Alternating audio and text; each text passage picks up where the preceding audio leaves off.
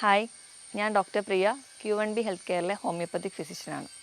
പെട്ടെന്നൊരു ഫംഗ്ഷൻ വരുമ്പോൾ നല്ല അടിപൊളി ഡ്രസ്സൊക്കെ ഇടാൻ ആഗ്രഹിക്കാത്തവരായിട്ട് ആരും ഉണ്ടാവില്ല. ചിലപ്പോൾ നമ്മുടെ ബോഡി വെയിറ്റ് അല്ലെങ്കിൽ നമുക്ക് ഓവർ ബോഡി വെയിറ്റ് ഒക്കെ ഉള്ളതുകൊണ്ട് തന്നെ നമ്മൾ വിചാരിച്ച ഡ്രസ്സൊന്നും ഇടാൻ പറ്റുന്നില്ല. അതുപോലെ തന്നെ നമ്മുടെ സമൂഹത്തിൽ ബോഡി ഷേമിങ് വളരെ കൂടുതലാണ്.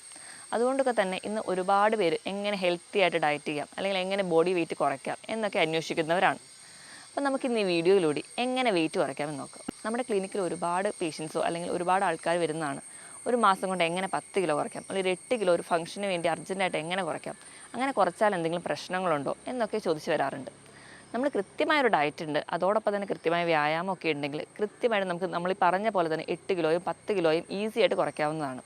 പക്ഷേ ചിലർക്കൊക്കെ ഇത് നമുക്ക് വിചാരിച്ച പോലെ നടക്കുന്നില്ല. അതെന്തുകൊണ്ടാണ് അങ്ങനെ ഉണ്ടാവുന്നത്? അവരെടുക്കുന്ന ഡയറ്റിൽ എന്തെങ്കിലും പാളിച്ചകൾ ഉണ്ടാവാം, അല്ലെങ്കിൽ അവരുടെ കൃത്യമായൊരു വ്യായാമം ഉണ്ടാവില്ല.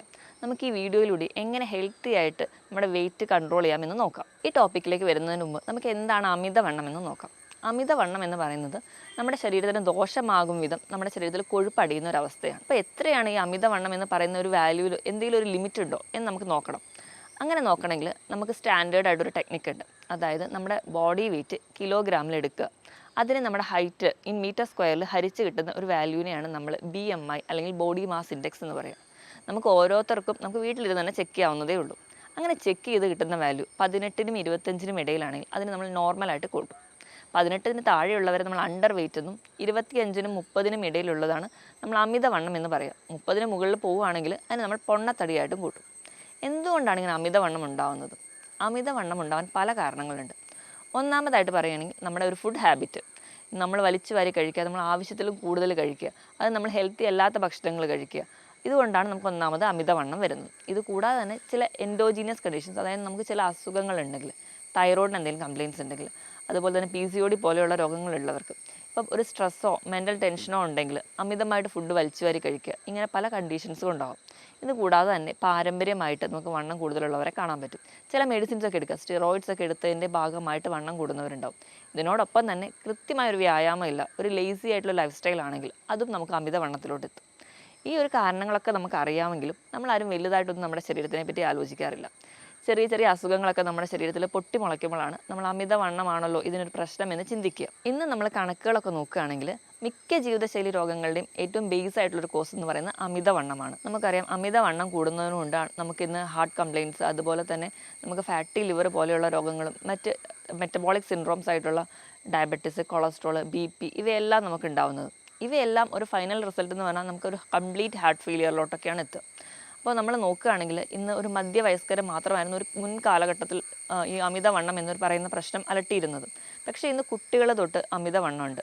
അതുകൊണ്ട് തന്നെ PCOD പോലെയുള്ള പ്രശ്നങ്ങൾ നമ്മൾ സ്ത്രീകളുടെ ഇടയിൽ വളരെ കോമൺ ആയിട്ടും കാണുന്നുണ്ട്. ഇതൊക്കെയാണ് പ്രധാനമായിട്ടും അമിതവണ്ണത്തിൻ്റെ കാരണം. നമുക്ക് എങ്ങനെ അമിതവണ്ണം നിയന്ത്രിക്കാം, അല്ലെങ്കിൽ അതിൻ്റെ മാനേജ്മെൻറ്റ് സൈഡിലോട്ട് വരികയാണെങ്കിൽ നമ്മൾ ഏറ്റവും ബേസ് ആയിട്ട് പറയേണ്ടത് ഒന്നാമത് നമ്മുടെ ഭക്ഷണ നിയന്ത്രണം, രണ്ടാമത് കൃത്യമായൊരു വ്യായാമമാണ്.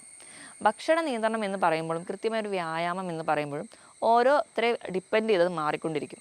അപ്പോൾ നമ്മളെല്ലാവരും നമ്മൾ യൂട്യൂബിൽ സെർച്ച് ചെയ്യുന്നു, നമുക്ക് പറ്റുന്നൊരു ഡയറ്റ് എടുക്കുന്നു, നമ്മളത് ചെയ്യുന്നു. നോർമലി നമ്മളെല്ലാവരും അങ്ങനെയാണ് ചെയ്യേണ്ടത്. പക്ഷേ അത് തെറ്റായൊരു രീതിയാണ്. നമുക്ക് കൃത്യമായിട്ടൊരു വെയിറ്റ് കുറയണമെങ്കിൽ നമ്മൾ ആദ്യം തന്നെ ഒരു ഫിസിഷ്യനെ അല്ലെങ്കിൽ ഒരു ഡോക്ടറെ കൺസൾട്ട് ചെയ്യുക. ഡോക്ടറെ കൺസൾട്ട് ചെയ്ത് കൃത്യമായ ഹെൽത്ത് ചെക്കപ്പ് ചെയ്യുക. നമ്മുടെ BP, കൊളസ്ട്രോൾ, നമുക്ക് എന്തെങ്കിലും തൈറോയ്ഡ് ഇഷ്യൂസോ അല്ലെങ്കിൽ മറ്റെന്തെങ്കിലും രോഗങ്ങൾ നമുക്കുണ്ടോ എന്ന് നോക്കുക. ഇങ്ങനെ എന്തെങ്കിലും ഒരു കണ്ടീഷൻസ് ഉണ്ടെങ്കിൽ ആദ്യം ആ അണ്ടർലൈൻ കോസിനെ അതിനെ ട്രീറ്റ് ചെയ്യാം. ആ ഒരു കണ്ടീഷൻ ട്രീറ്റ് ചെയ്താൽ തന്നെ നമുക്ക് അമിതവണ്ണം കുറയ്ക്കാം.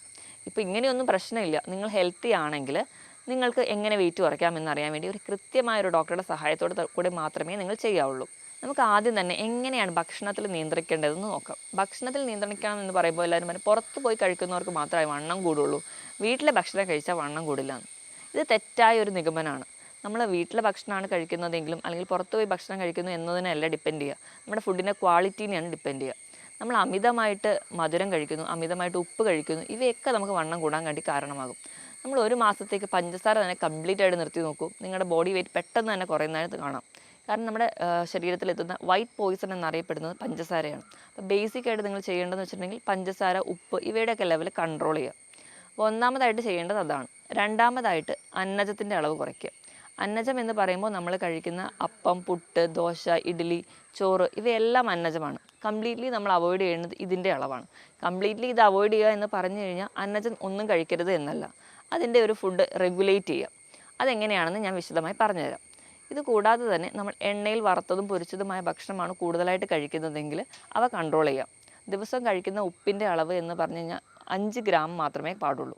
ദിവസം കഴിക്കുന്ന ഉപ്പിൻ്റെ അളവ് എന്ന് പറഞ്ഞാൽ 1 ടീസ്പൂണാണ്. ഇതിൽ കൂടാതിരിക്കാൻ വേണ്ടി നിങ്ങൾ ശ്രദ്ധിക്കണം. അതോടൊപ്പം തന്നെ പഞ്ചസാര പൂർണ്ണമായും ഒഴിവാക്കുക. കുട്ടികൾക്ക് കുഞ്ഞിലേ തൊട്ട് ബേക്കറി ഐറ്റംസോ ഫ്രൂട്ട് ജ്യൂസസോ അല്ലെങ്കിൽ പെപ്സി കോള പോലെയുള്ള സോഫ്റ്റ് ഡ്രിങ്ക്സോ മേടിച്ച് കൊടുക്കാതിരിക്കുക. ഇവ നമുക്ക് വെയിറ്റ് ഗെയിനൊരു കാരണമാണ്. ഇതോടൊപ്പം തന്നെ എണ്ണയിൽ വറുത്തതും പൊരിച്ചതുമായ ഭക്ഷണം ഇവയും കംപ്ലീറ്റ് ആയിട്ട് കുറയ്ക്കാൻ വേണ്ടി ശ്രദ്ധിക്കുക. അതുപോലെ പ്രോസസ്ഡ് ഫുഡ്, ടിൻഡ് ഫുഡ്, മൈദ അടങ്ങിയ ഭക്ഷണങ്ങൾ ഇവയും കുറയ്ക്കുന്നത് നല്ലതാണ്. ഇവയൊക്കെയാണ് ഭക്ഷണത്തിൽ നമ്മൾ അവോയ്ഡ് ചെയ്യേണ്ടത്. അപ്പോൾ നമുക്കിനി എന്തൊക്കെ കഴിക്കാം? നമ്മൾ കഴിക്കുമ്പോൾ കൂടുതലായിട്ട് നമ്മുടെ ഭക്ഷണത്തിൽ അന്നജം മാറ്റിയിട്ട് പ്രോട്ടീൻ കൂടുതലായിട്ട് കഴിക്കുക. എന്താണ് ഈ പ്രോട്ടീൻ എന്ന് പറയുമ്പോൾ?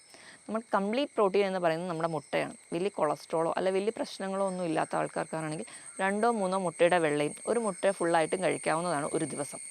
അപ്പോൾ നിങ്ങൾക്കിങ്ങനെ മുട്ട കഴിക്കാം. അതോടൊപ്പം തന്നെ പ്രോട്ടീൻ എന്ന് പറയുമ്പോൾ ഇറച്ചി, മീൻ ഇവയൊക്കെ നമ്മൾ പ്രോട്ടീനിൽ ഉൾപ്പെടുത്തും. ഇവയെല്ലാം കറി വെച്ച് നിങ്ങൾ കഴിക്കാം. അതോടൊപ്പം പയറ്, കടല, പരിപ്പ് ഇവയെല്ലാം പുഴുങ്ങി കഴിക്കുന്നതും വളരെ നല്ലതാണ്. ഇതൊക്കെയാണ് നമ്മൾ കഴിക്കേണ്ടത്. ഇനി നമുക്ക് കഴിക്കുന്നതിനോടൊപ്പം മാത്രം നമുക്ക് വെള്ളം കുടിക്കുന്നതിൻ്റെ അളവ് കൃത്യമായിട്ട് നിയന്ത്രിക്കണം. ഒരാളുടെ ബോഡി വെയിറ്റ് എന്ന് പറയുന്നത് അതിനോട് 25 കിലോയ്ക്ക് 1 ലിറ്റർ വെള്ളം എന്ന കണക്കെ നമ്മൾ വെള്ളവും കൂടി കുടിക്കാൻ വേണ്ടി ശ്രദ്ധിക്കുക. ഇതൊക്കെ നമ്മൾ ഭക്ഷണത്തിൽ സ്ഥിരമായി വരുന്ന തെറ്റുകൾ ഒന്ന് മാറ്റിയാൽ തന്നെ ഒരു പരിധി വരെ നമുക്ക് വെയിറ്റ് ലോസ് ഉണ്ടാവാൻ പറ്റും. ഇങ്ങനെയൊക്കെ പറഞ്ഞാലും കൃത്യമായിട്ടൊരു ഡയറ്റ് എങ്ങനെ സെറ്റ് ചെയ്യാൻ നോക്കാം. നമ്മൾ രാവിലെ എണീക്കുമ്പോൾ തന്നെ നമ്മൾ ബെഡ് കോഫി ആയിട്ടാണ് സ്റ്റാർട്ട് ചെയ്യുക. നല്ല കടുപ്പത്തിൽ നല്ല മധുരമൊക്കെ ഇട്ടൊരു ചായയോ കാപ്പിയോ അത് നമ്മുടെ ശീലമാണ്. അത് മാറ്റിയിട്ട് നിങ്ങളൊരു ഹെൽത്ത് ഡ്രിങ്ക്സ് അല്ലെങ്കിൽ ഒരു ഡീടോക്സിഫൈങ് ഡ്രിങ്ക്സ് സ്റ്റാർട്ട് ചെയ്യുക. അപ്പം നമുക്ക് ഏതൊക്കെയാണ് ആ ഡീടോക്സിഫൈങ് ഡ്രിങ്ക്സ് എന്ന് നോക്കാം. ഒന്നാമതായിട്ട് നമുക്ക് ഗ്രീൻ ടീ കുടിക്കാം. അത് നല്ലൊരു ആൻറ്റി ഓക്സിഡൻ്റ് ആണ്. അപ്പോൾ ആൻറ്റി ഓക്സിഡൻ്റ് എന്ന് പറയുമ്പോൾ നമ്മുടെ ശരീരത്തിൽ ആവശ്യമില്ലാതെ ഉണ്ടാകുന്ന കുറേ ഓക്സിഡേറ്റീവ് സ്ട്രെസ്സും അതുപോലെ തന്നെ ഇൻഫ്ലമേറ്ററി റിയാക്ഷൻസൊക്കെ അത് നമുക്ക് ഉന്മൂലനം ചെയ്യാൻ പറ്റും. അപ്പം നിങ്ങൾ ഗ്രീൻ ടീയിൽ സ്റ്റാർട്ട് ചെയ്യാം.